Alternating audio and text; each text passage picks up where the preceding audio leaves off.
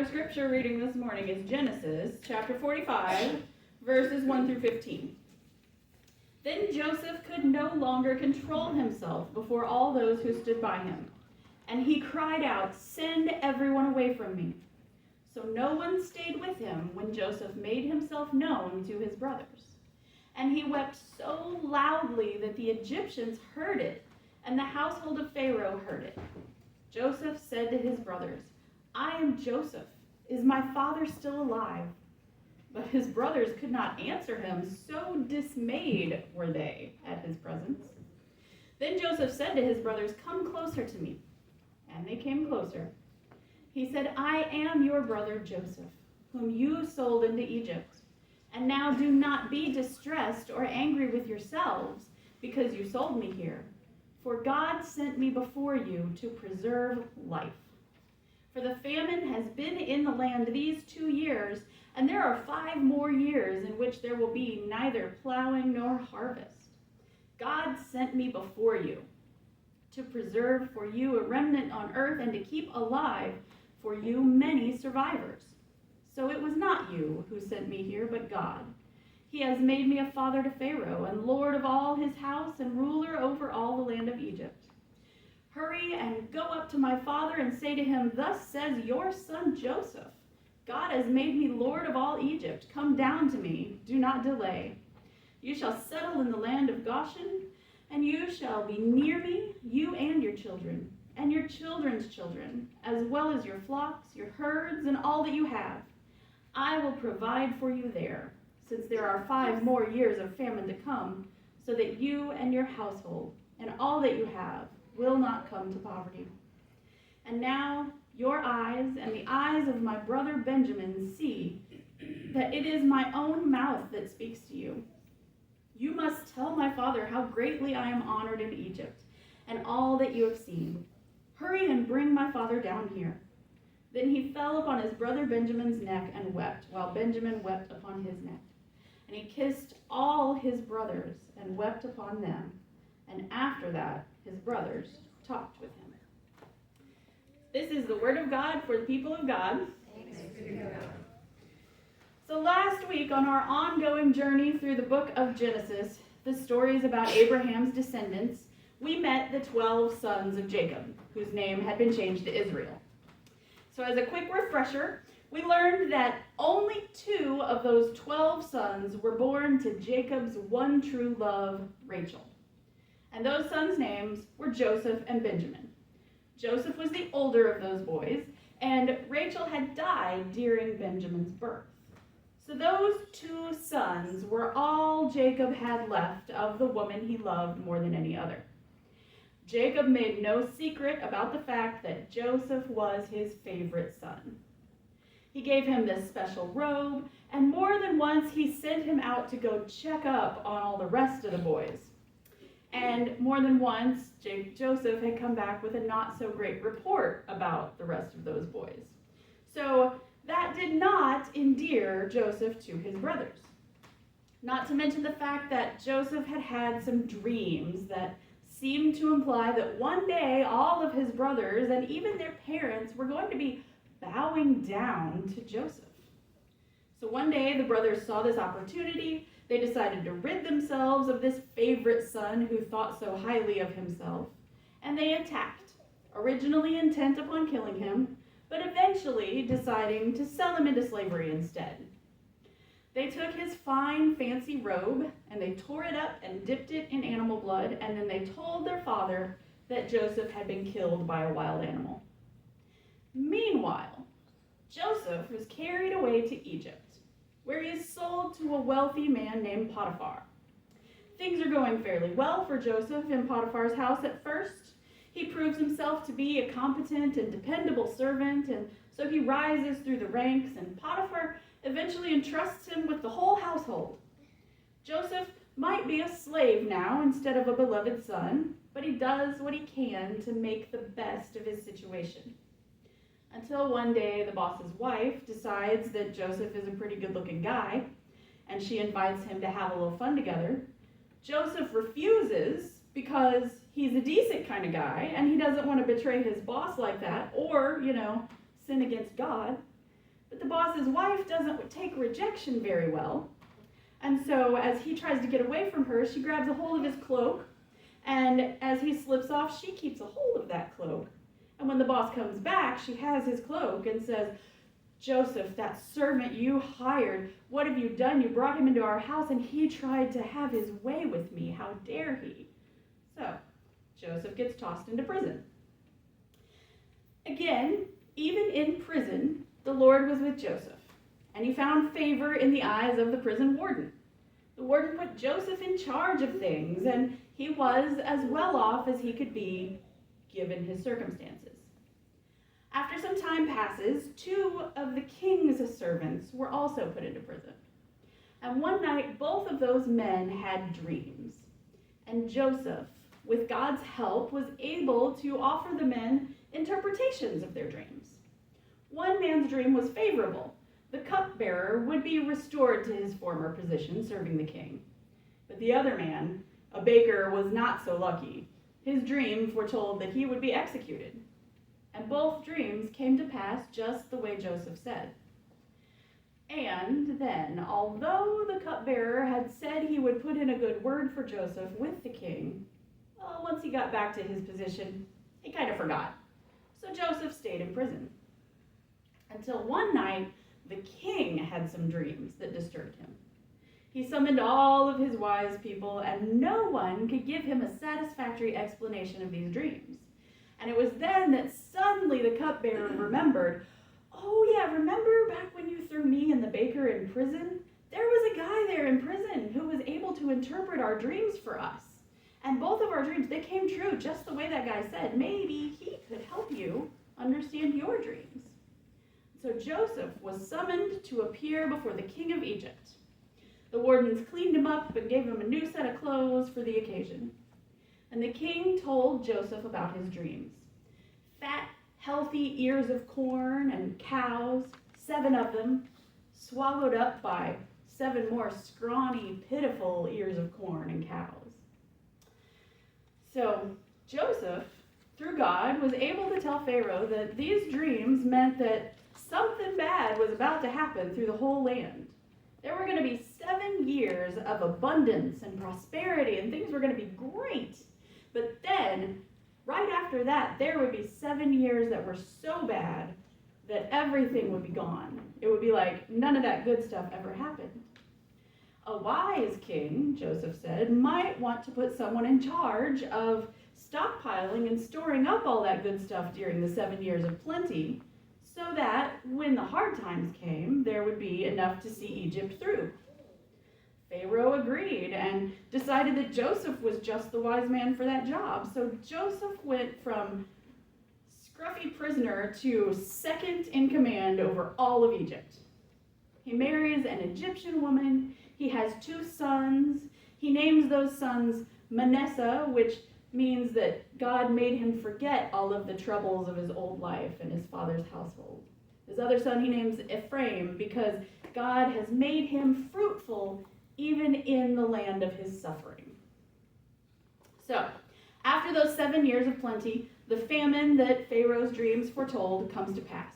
And it is a big one. It is not just Egypt that's affected by this land, but so are the surrounding countries, including Canaan, the land where Joseph's father and his brothers were living.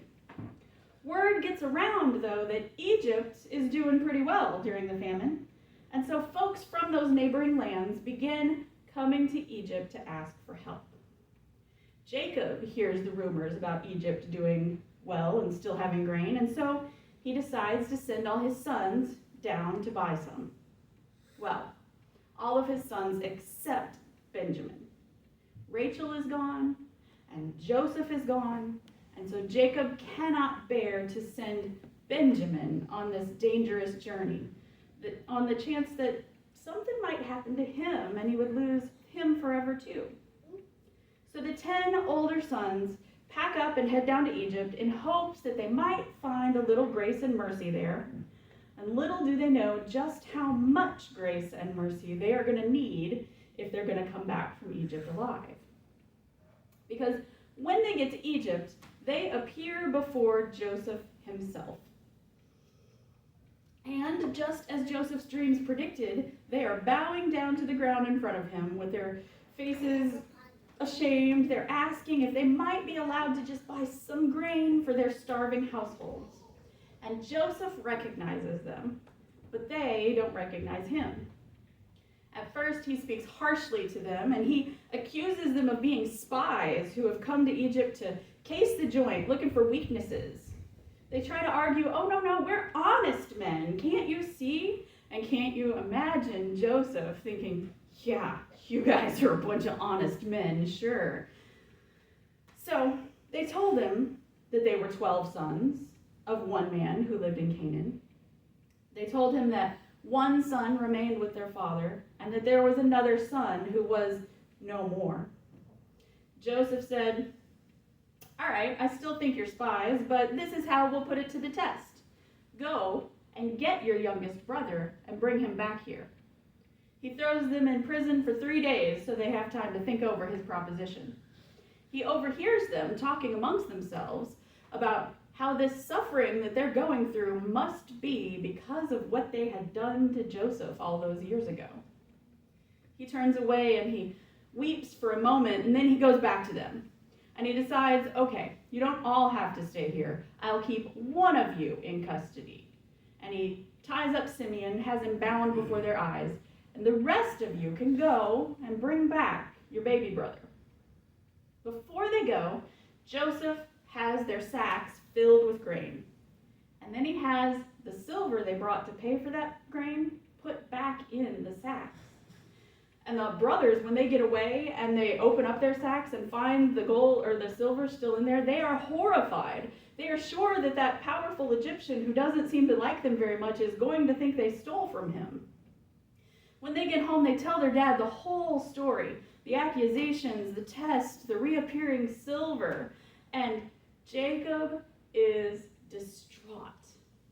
First I lost Joseph, and now I've lost Simeon, and you want to take Benjamin back down there too? Are you kidding? Reuben tries to convince him that he'll be responsible for Benjamin. He'll make sure Benjamin comes back, but Jacob refuses. Jacob says, it will kill me if something happens to Benjamin. But the famine was very severe, and eventually all that grain they brought back from Egypt runs out. When Jacob suggests that the brothers go back and ask for more, it's Judah this time who reminds him, that man warned us not to come back here without Benjamin. Judah this time is the one who swears he will be personally responsible for the boy's safety. Jacob finally relents and suggests that his two sons take double the amount of silver this time and many gifts for the powerful man in hope that it will smooth the way and buy them some mercy. So they arrive in Egypt once again, and Jacob sees that they have brought Benjamin with them. He orders a servant to bring them into his house and slaughter an animal that they might eat with him at noon. Brothers are afraid, so they flag down the servant, and they tell him about how the last time they left, they opened their sacks and the silver was still there. So here, we brought it back to you. We didn't steal it. And the servant says, that's strange, because we got our silver, you're fine. And Joseph thinks to himself, well, maybe they have changed a little. Maybe they are honest now, after all. So, as I said, the servant tells them, keep your silver. He brings Simeon out of prison and restores him to them. And all the brothers gather around Joseph's table to share a meal, although they still don't know that it's Joseph. They prepare all of those gifts that they brought for him to try and soften him up, but he's still more interested in their story than their gifts. Your father, he asks, is he still alive? Yes, alive and well, they answer. And this, he says, looking at Benjamin, is this the other brother of whom you spoke? That's the one, they say. Joseph is overcome with emotion. He has to excuse himself for a moment upon seeing his mother's other son. When he regains his composure, he comes back and a feast is set before them all. And all seems well, and the brothers are getting ready to leave the next morning, but Joseph has one more test up his sleeve. He has a servant put his special silver cup in Benjamin's sack. After they begin their journey, the servant comes running after them, accusing them. How could you do this to my master? You've stolen his special silver cup. One by one, they search the sacks until the cup is finally found in Benjamin's. Everybody goes back to the city to stand before Joseph. And Joseph informs them that Benjamin would have to remain in Egypt as his slave. Now Judah's the one who last week it was his idea to sell Joseph so very long ago. Judah speaks up and says, "Oh, please, sir, you can't do that. This boy is the only remaining son of my father's beloved wife. If this boy doesn't go back, it will kill my father. He will literally die of sorrow. And I personally swore to my dad that this boy would come home to him. So even though you found the cup in his sack, please let him go. Keep me instead. Make me your slave instead." And at that, Joseph could not contain himself anymore. He sent everyone but the brothers out of the room, and he wept as he finally revealed his true identity to them. "I'm Joseph. Is our father really still alive?" The brothers are dumbfounded and a little bit horrified. Wouldn't you be? The brothers think, "Joseph? It's Joseph who holds our lives in the palm of his hand? Oh, no." I imagine them starting to back away a little bit as they realize who it is, but Joseph calls them to come closer, and he says something that's pretty important. He tells them, "Don't be dismayed or angry with yourselves for what you did to me, because God sent me here so that lives could be saved. There are still 5 more years of this famine left. You didn't send me here, God did, so that our family might survive this terrible time. God brought me here and helped me through every situation, giving me wisdom and helping me prosper. God made me a father of Pharaoh and ruler of all Egypt. This is all God's doing. Now go get our father and your families and everything you have and come down here to live, and all will be well." And they all hugged and cried and hugged some more, and they all lived happily ever after for a while, right? Now, as much as I love a happy ending, there are just a couple of takeaways that I want to share before I close for the day. I want to make sure we notice some things. One is that we all get to make sense of our stories, to look at our lives and try and figure out what God's doing to us and through us in our own way. And what I mean by that, what I'm trying to point out is that the brothers could not have come up to Joseph and said, "Hey, it wasn't us that sent you to Egypt. It was God's doing." You know, only Joseph gets to be the one that makes that kind of claim. Only the person who gets wronged gets to make that kind of thing. The person who did the wrong thing doesn't get to say that. Not even innocent bystanders who are just trying to help. It is not helpful to tell a person who's going through something terrible, "This is just God's will. Figure it out." That's only the kind of thing we can tell ourselves. And then it's usually only after everything has turned out okay that we've had time to reflect on it all, that we're able to get to that point. And the other thing is that Joseph and his brothers did not arrive at this happy ending in an instant. Joseph eventually was willing to reconcile with his brothers, but it involved some wrestling and some testing. He needed to make sure that they had changed in the years since they'd sold him for a profit. He wanted to know if they would just do the exact same thing to his brother Benjamin when it came right down to it. I think that demonstrates some of the wisdom God had been giving him all along. You can forgive somebody. You can even help somebody who's wronged you after like the way that Joseph did give them grain and gave them their money back in the first place. He helped them, but that didn't mean he was ready to reconcile with them. True reconciliation, being able to rebuild bridges, rebuild relationships, that requires changing some behaviors, the behaviors that broke the trust in the first place. And with those 2 points in mind, I'll close today with the simple prayer that I ask that God help us all as we seek to be people who restore and rebuild relationships in this world, that God helps us all learn the lesson of Joseph and his brother as well. Amen.